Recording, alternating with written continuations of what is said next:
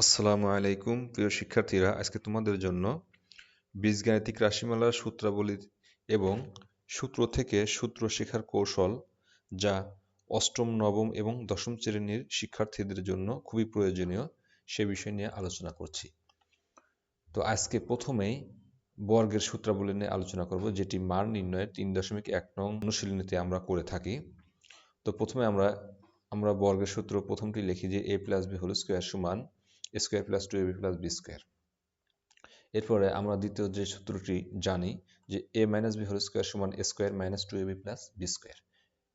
এটাকে আমরা 1 নং সমীকরণ, এটাকে 2 নং সমীকরণ দিয়ে রাখলাম।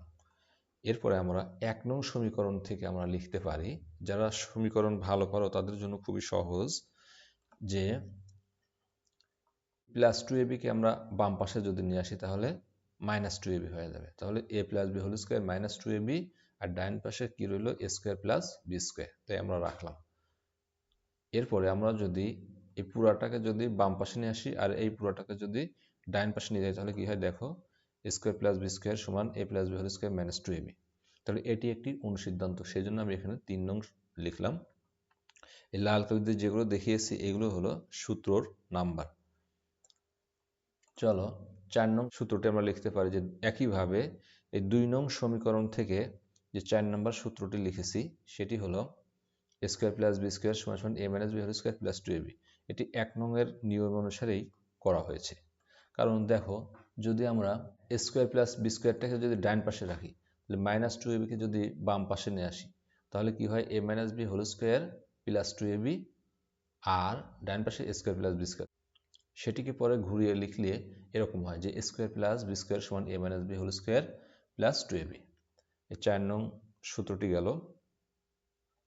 এবার এখন যদি আমরা 1 এবং 2 নং সমীকরণ যোগ করি তাহলে কি হয় দেখো, বাম পাশে a plus b whole square plus a minus b whole square সমান ডান পাশে a square plus a square 2a square, আর প্লাস 2ab মাইনাস 2ab শূন্য হয়ে যাবে, B square plus B square 2b square. তো এখানে 2a স্কোয়ার আর এখানে 2b স্কোয়ার, এই দুইটা থেকে যদি আমরা 2 কমন নিয়ে নিই তাহলে 2 into a square plus B square হচ্ছে। তো এটিকে যদি আমরা লিখি তাহলে এইভাবে হয় যে, বা ডান পাশেরটাকে বাম পাশে এবং বাম পাশের রাশিটাকে ডান পাশে নিয়ে গেলাম, তাহলে কি হলো 2 স্কোয়ার প্লাস বি স্কোয়ার সমান a plus B whole square plus a minus B whole square. এখান থেকে আরেকটি সূত্র আমরা বের করতে পারি, যেটি হলো a square plus B square সমান 2টাকে যদি আমরা বাম পাশের থেকে ডান পাশে নিয়ে আসি, এটি ছিল 2 স্কোয়ার প্লাস বি স্কোয়ার, 5 নং সূত্রটি। এই যে 5 নং সূত্রটি ছিল 2 স্কোয়ার প্লাস বি স্কোয়ার সমান a plus B whole square plus a minus B whole square. এখন এখান থেকে যদি আমরা 2টাকে ডান পাশে নিয়ে যাই তাহলে পরে এই রাশিটার নিচে চলে যাবে, কারণ 2 গুণ অবস্থায় আছে, যদি ডান পাশে আসে তাহলে আর গুণ হয়ে ভাগ হয়ে যাবে। দেখো ভাগ হয়ে গেল। এখন যদি আমরা 1 এবং 2 নং সমীকরণ বিয়োগ করি তাহলে যেভাবে আমরা যোগ করেছি সেরকমভাবে আমরা এই মানটি পেয়ে যাব যে a plus B whole square minus a minus B whole square সমান 4ab। এরপরে আমরা এইখান থেকে 7 নং সূত্রটি বের করতে পারি যে বা 4ab সমান a plus B whole square minus a minus B whole square, পক্ষান্তর করে এটি আমরা পেলাম। বা এখন ab, এখান থেকে আমরা ab সূত্র বের করতে পারি, 4টাকে যদি আমরা এই পাশে নিচে নিয়ে আসি তাহলে কি হবে, এটার নিচেও 4 হবে, এটার নিচেও 4 হবে। পরবর্তীতে আমরা 4টাকে 2 এর স্কোয়ার আকারে যদি লিখি তাহলে এরকম হয়ে যাবে। এরপরে আমরা জানি যে 4ab সমান a plus B whole square minus a minus B whole square. এখান থেকে আমরা দেখো a minus B whole square সমান a plus B whole square minus 4ab, এই 9 নং সূত্রটি বের করলাম। এখন দেখো এই 9 নং সূত্রটি থেকে আমরা আবার যদি লিখি যে a minus B whole square, এই মাইনাস 4abটাকে যদি বাম পাশে নিয়ে আসি তাহলে কি হয়, a minus B whole square plus 4ab সমান ডান পাশে a plus B whole square হলো। তো এটাকে যদি আমরা ঘুরিয়ে লিখি তাহলে কি হচ্ছে যে a plus B whole square সমান a minus B whole square plus 4ab। এরপরে দেখো, তারপরে আমরা আরেকটি সূত্র লিখতে পারি যে a plus B plus C whole square সমান a square plus B square plus C square plus 2ab plus 2bc plus 2ca। এই সূত্রটি থেকে আমরা আরেকটি সূত্র বের করতে পারি।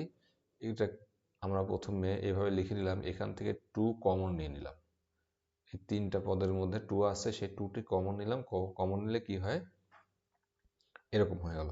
এরপরে আমরা যদি a square plus b square plus c square যদি ডান পাশে রাখি আর এই অংশটুকু যদি আমরা বাম পাশে নিয়ে আসি, তাহলে কি হয় দেখো, a plus b plus c whole square minus 2ab plus bc plus ca, ডান পাশে a square plus b square plus c square. পরবর্তীতে যদি সেটিকে ঘুরিয়ে লিখি, তাহলে a square plus b square plus c square সমান a plus b plus c whole square minus 2 into ab plus bc plus ca, এটি হবে। এরপরে চলো আমরা 3.2 এর জন্য যে সূত্রগুলো আছে সেগুলো দেখি। 14 নম্বর সূত্রটি আছে যে a plus b whole cube সমান a cube plus 3 square b plus 3ab square plus b cube. এবং আরেকটি সূত্র আছে a minus b whole cube সমান a cube minus 3 square b plus 3ab square minus b cube. এটাকে আমরা 3 নং সমীকরণ আর এটাকে আমরা 4 নং সমীকরণ দিছি। এই 3 নং সমীকরণ থেকে আমরা লিখতে পারি যে বা a cube plus b cube, অর্থাৎ a cube plus b cube করে যদি আমরা ডান পাশে রাখি আর 3ab কমন নিই, তাহলে এই দুইটার মধ্যে 3ab কমন নিলে মাঝখানে a প্লাস b থাকে এবং সেটিকে পরে যদি ঘুরিয়ে লিখি তাহলে এরকম হয় আমাদের যে a cube plus b cube সমান a plus b whole cube minus 3ab into a plus b।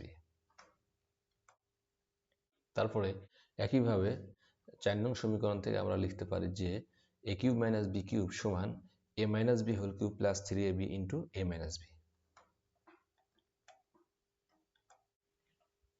এরপরে আমরা কয়েকটি উৎপাদকের সূত্র লিখলাম যে স্কয়ার মাইনাস বি স্কয়ার সমান a plus b into a minus b। তারপরে a cube plus b cube সমান a plus b into square minus ab plus b square, এটি উৎপাদকের সূত্র, ঘনের উৎপাদকের সূত্র, আর এটি বর্গের উৎপাদকের সূত্র। 3.3-এ আমাদের এগুলো আছে। a cube minus b cube সমান a minus b into a square plus ab plus b square. এই সূত্রগুলো আমাদের উৎপাদকের ক্ষেত্রে লাগবে।